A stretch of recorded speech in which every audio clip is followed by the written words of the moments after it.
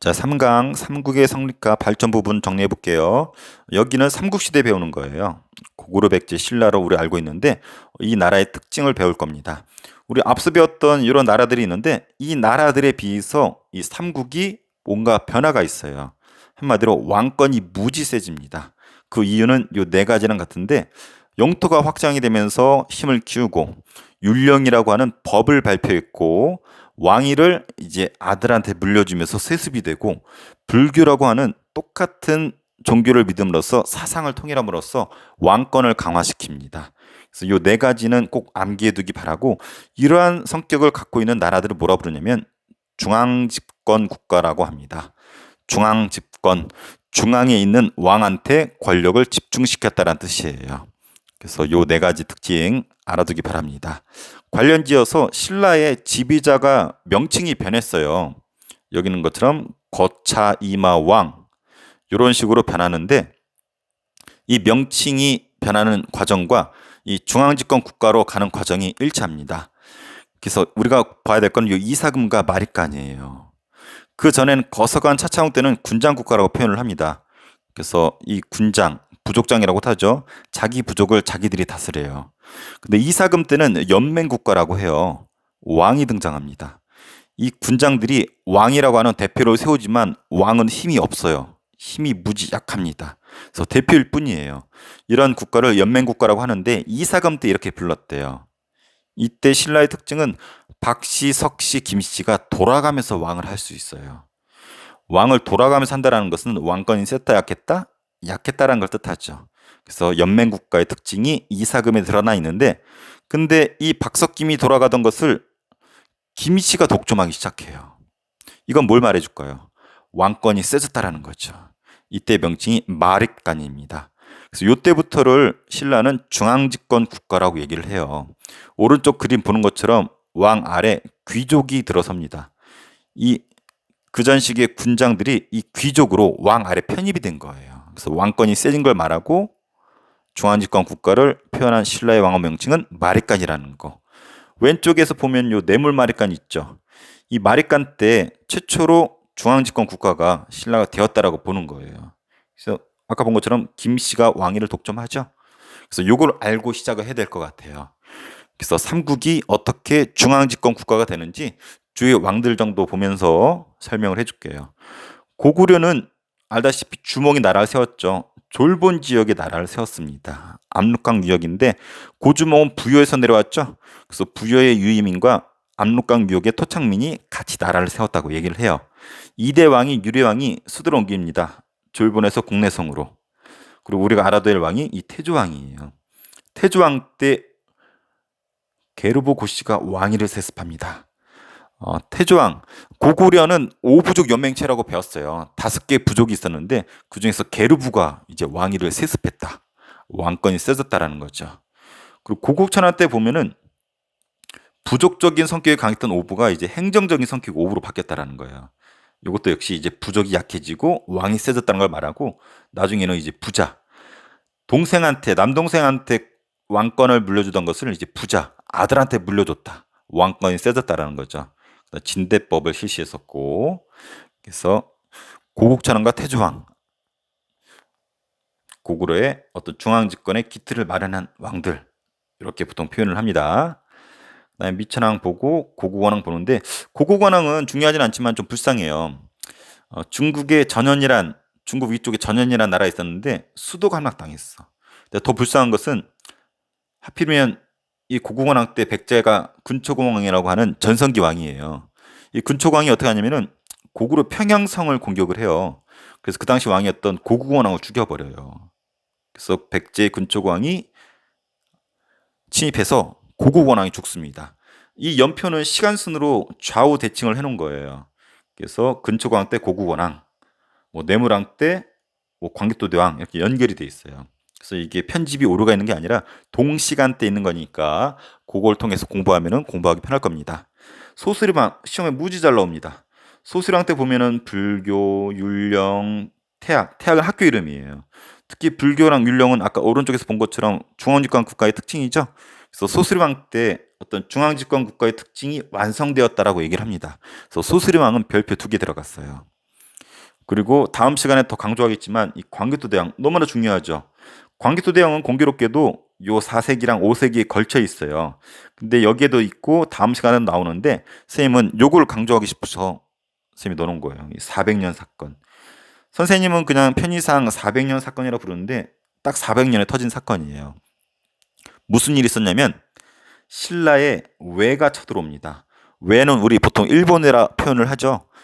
왜가 신라를 쳐들어왔는데 이때 신라 왕이 내무랑이에요.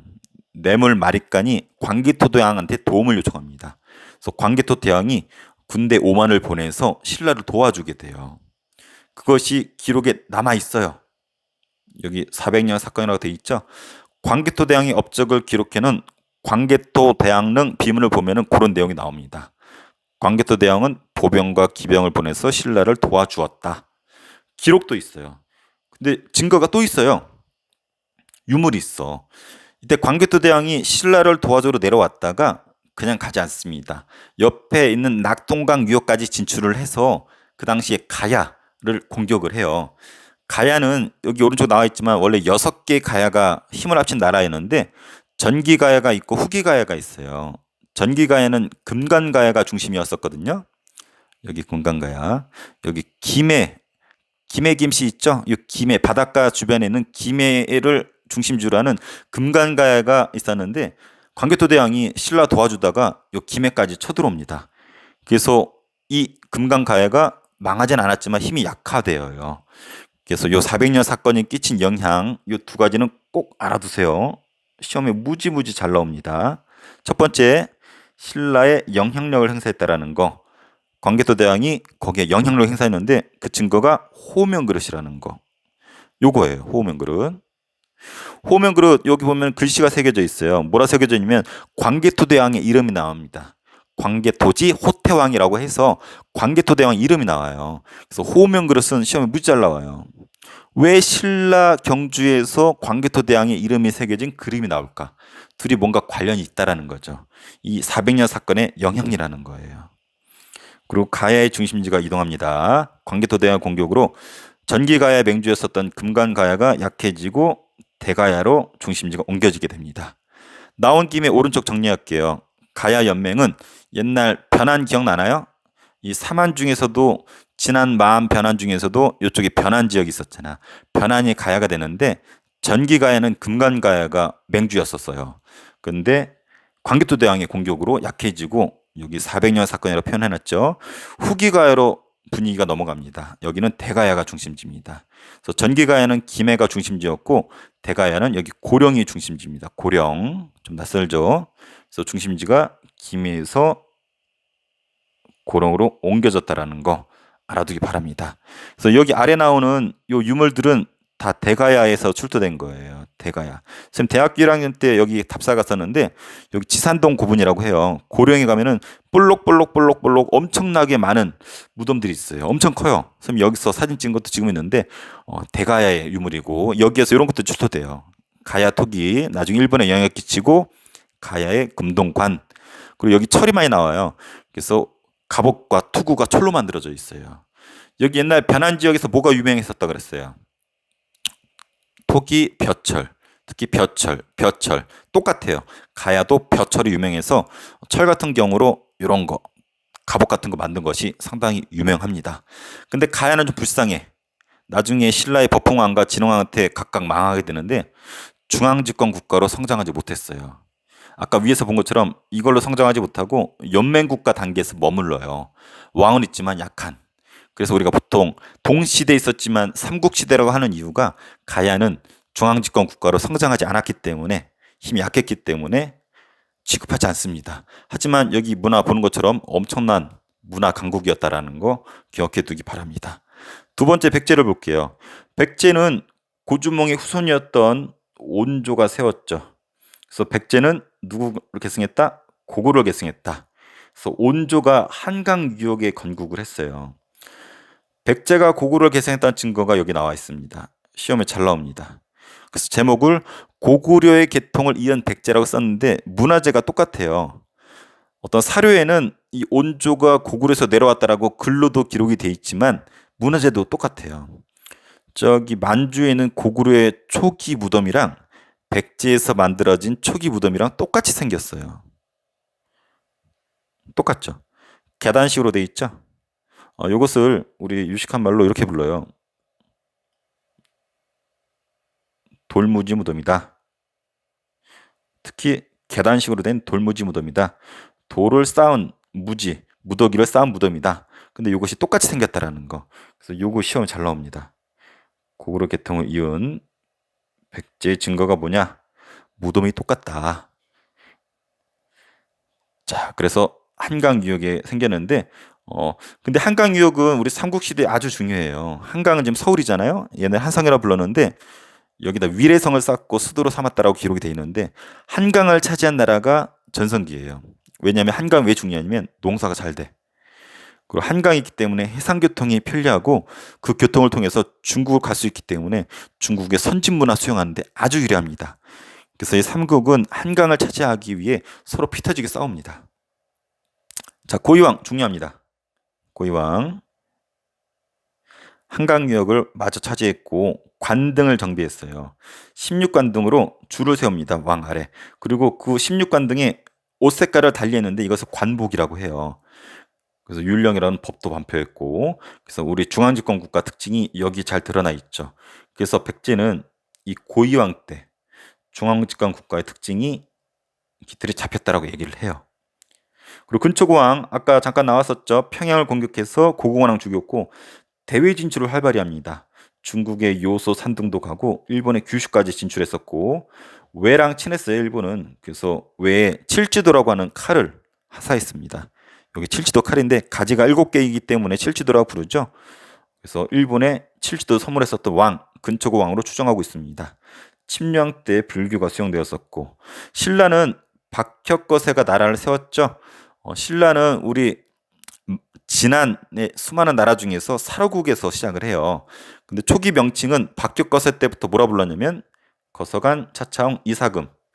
박격거세부터 거서간이에요. 오메?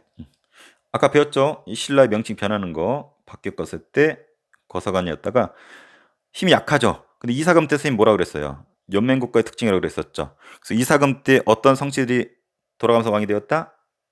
박씨, 석씨, 김씨. 그래서 돌아가면서 왕을 할 정도로 힘이 약했지만 언제?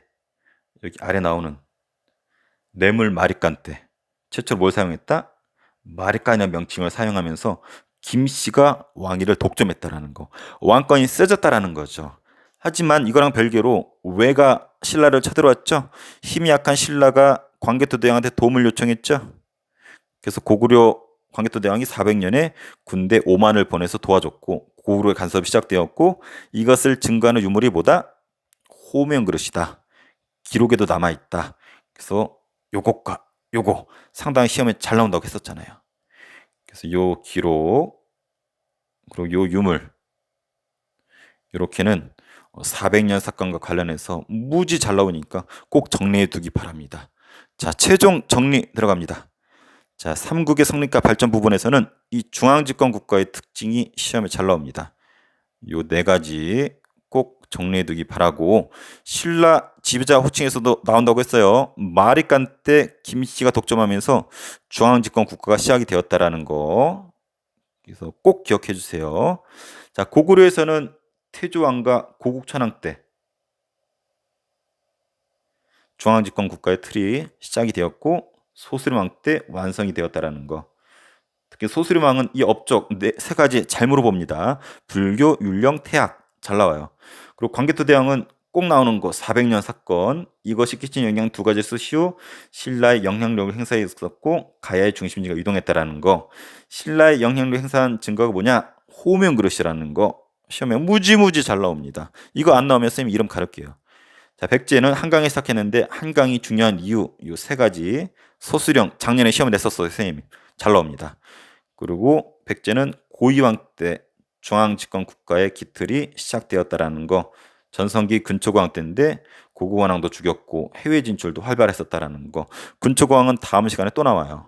침유왕 불교. 신라는 명칭이 뇌물마립간 때 처음 변했고 400년 사건과 광개토대왕과 연관이 있다라는 거. 자, 가야 부분은 전기가야, 금강가야, 후기가야, 대가야. 중심지가 바뀌는 사건 400년 사건. 요 유물들 나오면은 무조건 가야라는 거 꼭 알아두기 바랍니다.